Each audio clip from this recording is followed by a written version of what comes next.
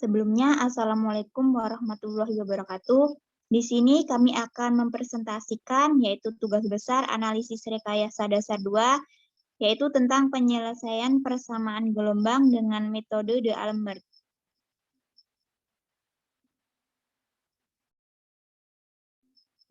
Kemudian nama kelompok yaitu ada Mega Indah Permatasari dengan NIM 12030055, kemudian Eka Nova Anggreni yaitu dengan NIM 12030059.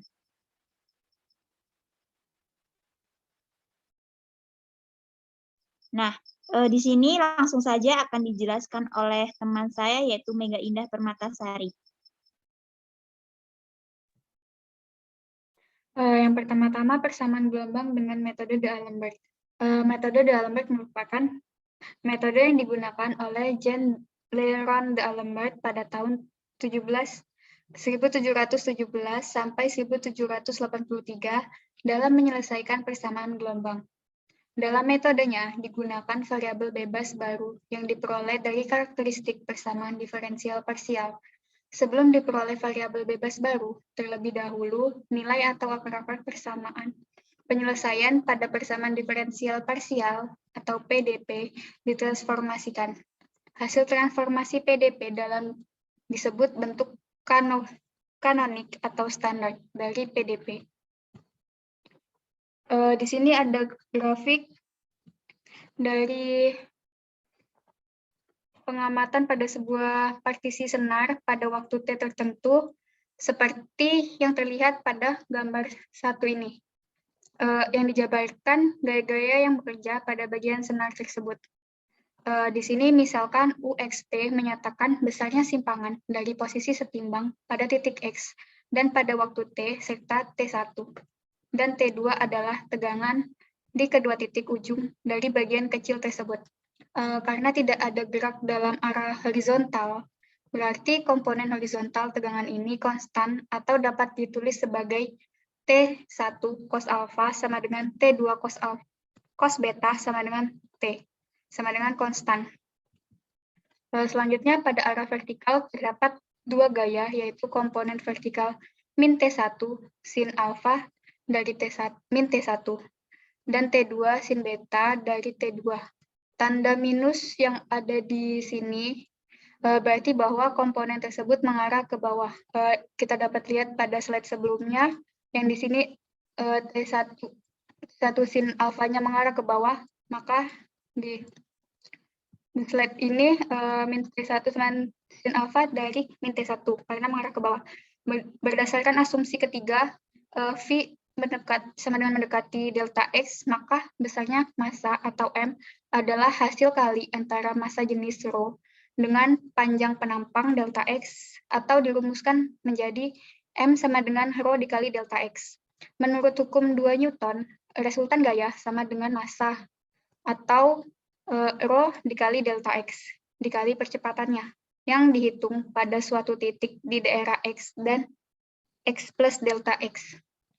Persamaan tersebut bisa ditulis sebagai T2 sin beta dikurang T1 sin alfa sama dengan ρ delta X do kuadrat U per do T kuadrat. Selanjutnya, sehingga dapat diperoleh T2 sin beta per T2 cos beta dikurang T1 sin alfa per T1 cos alfa sama dengan ρ delta X per T do kuadrat U per do T kuadrat. Di sini kita ketahui bahwa T2 per T2 sama dengan 1, sehingga di sini ditulis 1, dan kita ketahui bahwa identitas dari sin beta per cos beta sama dengan tan beta. Selanjutnya juga sama, T1 per T1 sama dengan 1, sin alfa per cos alfa sama dengan tan alfa. Sehingga dapat disimpulkan bahwa tan beta dikurang tan alfa sama dengan ρ dikali delta X per T dikali do kuadrat U per do T kuadrat. Kita ketahui bahwa nilai tan merupakan kemilikan kurva dari titik X dan tan beta merupakan kemilikan kurva senar di titik X plus delta X. Dapat ditulis dengan tan alfa sama dengan dalam kurung do U per do X X dan tan beta sama dengan do U per do X sama dengan X plus delta X. Kita ketahui bahwa di sini tan beta dikurang tan alfa sama dengan kita masukkan persamaan yang tadi bahwa tan beta sama dengan do U per do X. Tan beta sama do U per do X untuk X plus delta X. Dikurang tan alfa, di mana tan alfa itu do U per do X untuk X. Dalam kurung 1 per delta X sama dengan yang tadi do X per T sama dengan do kuadrat U per do T kuadrat. Kita ketahui bahwa tadi di sini sebelumnya telah dibagi dengan delta X, sehingga delta X yang di sebelah sini hilang dan berganti ke sini.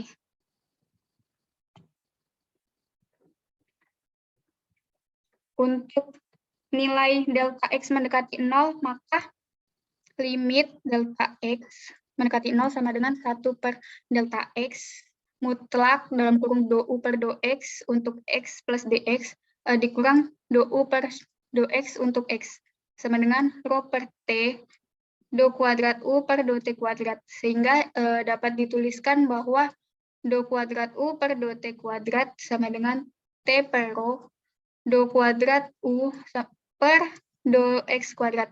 Kita ketahui bahwa limit delta X mendekati 0, 1 per delta X mutlak do U per do X, X plus delta X dikurang do U per do X, X, itu hasilnya do kuadrat U per do X kuadrat. Nah, di sini kita tulis bahwa kan tadi udah diketahui rho per T do kuadrat U per do T kuadrat. Kita pindah ruaskan rho per T-nya, jadinya do kuadrat U per do T kuadrat sama dengan T per rho do kuadrat U per do X kuadrat. Dikarenakan T menyatakan tegangan yang selalu bernilai positif, dan rho menyatakan massa jenis yang bernilai positif, maka diambil bahwa C kuadrat sama dengan T per rho untuk menunjukkan bahwa nilai tersebut selalu bernilai positif, sehingga dapat dituliskan sebagai do kuadrat U per do T kuadrat sama dengan C kuadrat do kuadrat U per do X kuadrat.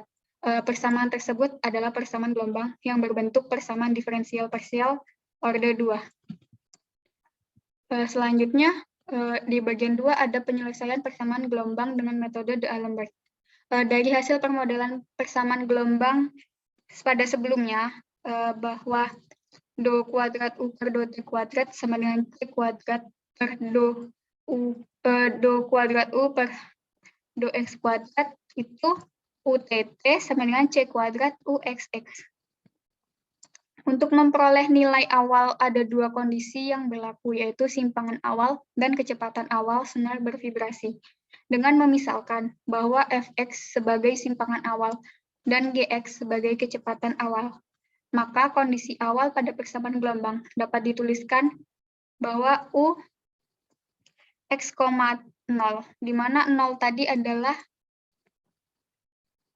simpangan awal, sama dengan Fx. Untuk UT sama dengan X0 sama dengan Gx. Sebelum pengerjaan dengan metode D'Alembert, terlebih dahulu dicari nilai karakteristik untuk persamaan gelombang. Nilai karakteristik ini dalam metode D'Alembert digunakan sebagai variabel baru. Selanjutnya dibentuk dalam persamaan umum PDP order 2 dengan memisalkan Y. Dengan memisalkan Y sama dengan CT, maka YT sama dengan C dengan menggunakan aturan rantai berikut. UT sama dengan UY dikali YT sama dengan CUY. Selanjutnya UTT sama dengan UT dikali Y, UTY dikali YT. Kita ketahui bahwa UT sama dengan CUY, maka CUY sama dengan CUY dikali Y dikali C.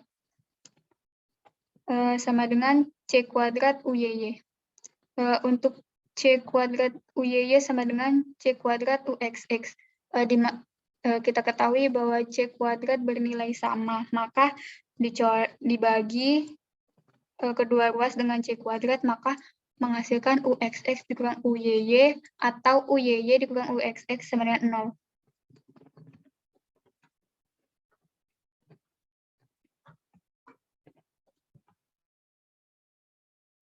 Selanjutnya bisa dilanjutkan oleh Eka. Baik, di sini saya akan melanjutkannya. Nah, jadi dari persamaan RUXX, nah yaitu jadi plus 2 SUXY plus TUYY sama dengan F. Nah, maka nilai dari R sama dengan 1, kemudian S-nya 0, dan T-nya itu min 1. Nah, selanjutnya nilai tersebut disubstitusikan ke persamaan DY per DX sama dengan S kurang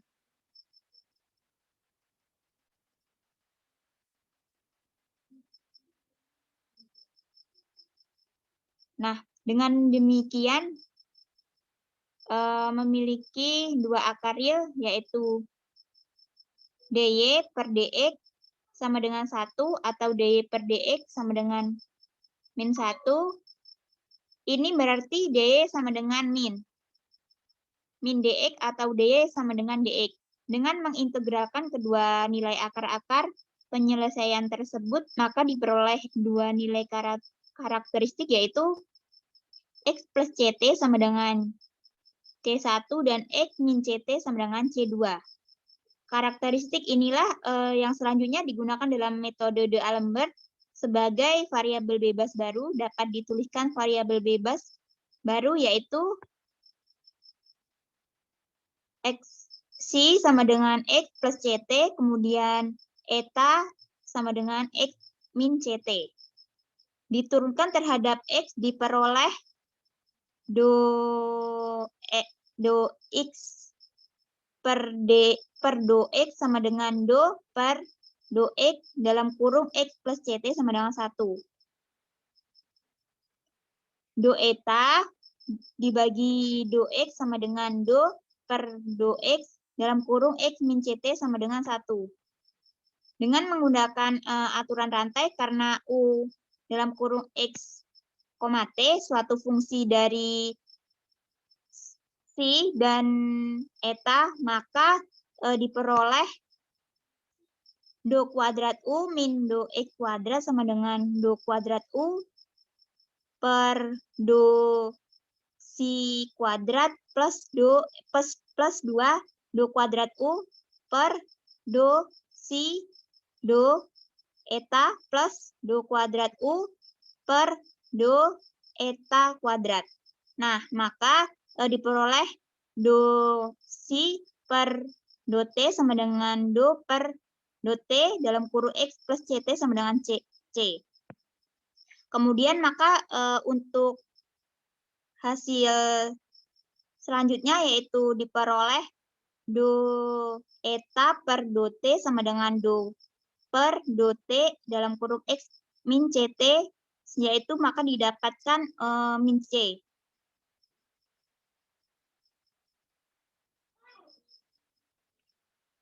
Nah, kemudian untuk selanjutnya yaitu dengan menggunakan aturan rantai. Nah, di sini diperoleh do kuadrat U, kemudian do kuadrat U per do T kuadrat sama dengan C kuadrat dalam kurung do kuadrat U per do C kuadrat min 2 do kuadrat U per do C do eta ditambah do kuadrat U per do eta kuadrat.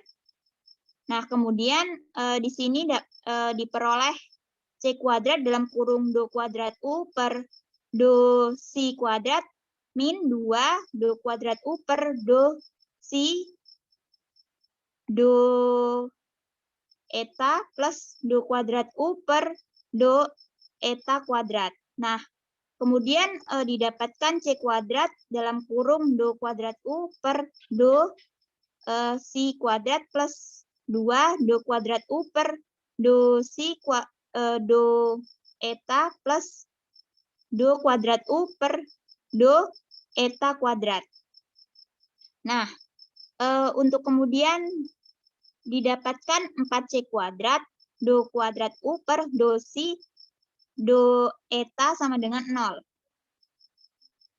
Berdasarkan asumsi kedua bahwa T tidak sama dengan tidak sama dengan 0, maka C kuadrat tidak sama dengan 0. Dengan demikian dapat diambil do kuadrat U per do Si, do eta sama dengan 0.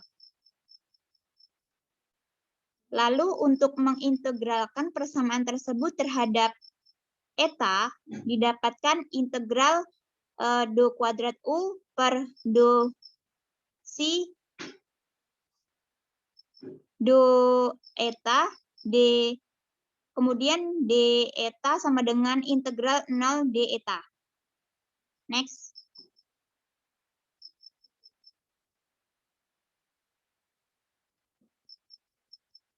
Nah, untuk ruas kiri diperoleh do U per do Si, dan ruas kanan diperoleh suatu fungsi yang tidak memuat eta.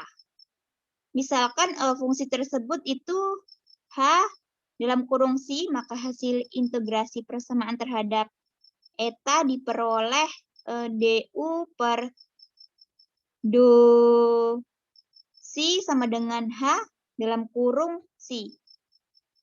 Nah, dengan H dalam kurung Si adalah suatu fungsi dari Si. Nah, selanjutnya mengintegralkan persamaan terhadap Si. Nah, maka diperoleh integral du per do Si d Si sama dengan integral H Si. Nah, kemudian untuk U sama dengan integral H Si dalam kurung Si d Si plus Fc dalam kurung eta. Dengan Fc dalam kurung eta adalah fungsi dari eta. Nah, jika hasil integrasi H dalam kurung Si terhadap Si dimisalkan Pi dalam kurung Si, maka persamaan dapat ditulis menjadi U sama dengan Pi dalam kurung Si plus Fc dalam kurung eta. Nah, substitusikan nilai Si dan nilai eta, diperoleh persamaan umum sebagai berikut. U dalam kurung X, T sama dengan Pi dalam kurung X plus CT plus Fc dalam kurung X min CT. Lalu kemudian diturunkan terhadap T, maka diperoleh UT dalam kurung X, T sama dengan C Pi aksen C Pi dalam aksen dalam kurung X plus CT min C Fc aksen dalam kurung X, CT min CT.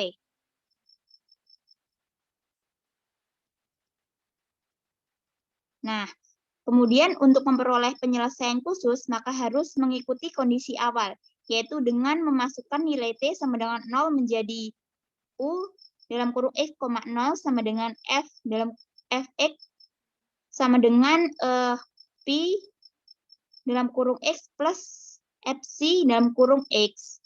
Nah, UT sama dengan X, 0 sama dengan G, X sama dengan C, Pi aksen dalam kurung X. Kemudian dikurang C, Fc dalam kurung X. Nah, selanjutnya diintegralkan terhadap X, diperoleh Pi dalam kurung X min Fc dalam kurung X, kemudian sama dengan 1/C integral batas bawah 0, batas atas X, G dalam kurung S ds plus K. Dengan K sebarang konstanta, dengan mengeliminasi diperoleh Pi dalam kurung X sama dengan setengah Fx plus 1/2C integral batas bawah 0, kemudian batas atas X, G dalam kurung S ds plus K. Selanjutnya dicari nilai Fc dalam kurung X, diperoleh nilai yaitu Fc dalam kurung X sama dengan setengah Fx min 1/2C integral batas bawah 0 batas atas X, G dalam kurung S ds per K. min K.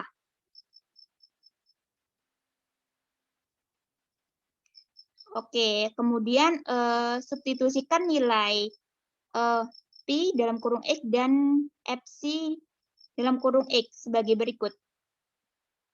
U dalam kurung X, T sama dengan setengah F dalam kurung X plus CT, kemudian ditambah 1/2C integral batas bawah 0, batas atas X plus CT, kemudian G dalam kurung SDS plus K ditambah setengah F dalam kurung X, CT dikurang setengah per 2C integral batas bawah 0, kemudian batas atasnya X min CT, kemudian G dalam kurung S DS per K. Nah, maka di sini diperoleh yaitu U dalam kurung X, T sama dengan setengah mutlak F dalam kurung X plus CT plus F dalam kurung X, min CT ditambah 1/2C integral batas bawah yaitu X min CT, batas atasnya yaitu X plus CT. G dalam kurung S DS. Nah, persamaan tersebut merupakan penyelesaian khusus dari persamaan gelombang yang biasa disebut sebagai penyelesaian D'Alembert.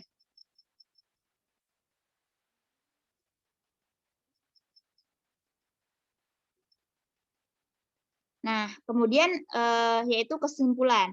Nah, jadi permasalahan pada bidang teknik dan fisika dapat dimodelkan dalam bentuk persamaan diferensial parsial, yaitu seperti tadi masalah fluida, kemudian perpindahan panas, kemudian teori elektromagnetik, dan perambatan gelombang.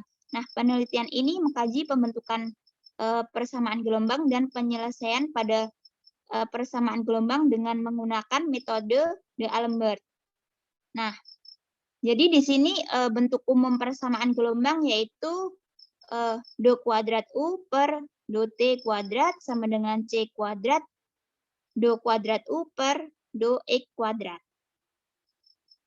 Nah, penyelesaian persamaan gelombang dengan metode D'Alembert dilakukan dengan cara mengenalkan variabel bebas baru, kemudian variabel bebas tersebut diturunkan sehingga terbentuk penyelesaian persamaan gelombang.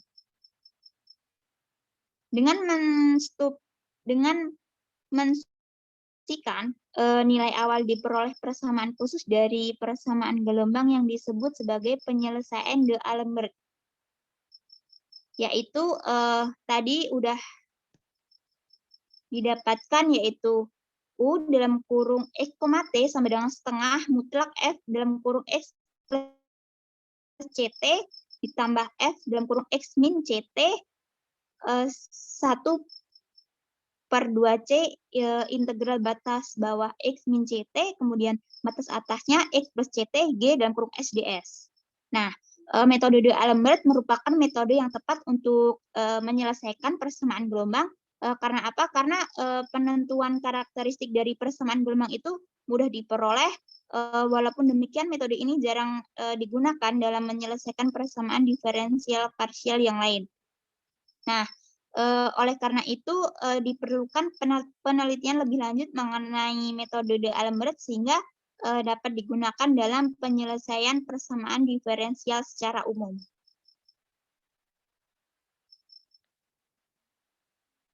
Nah, mungkin itu saja presentasi dari kami. Kurang lebihnya kami mohon maaf. Kami akhiri. Wassalamualaikum warahmatullahi wabarakatuh.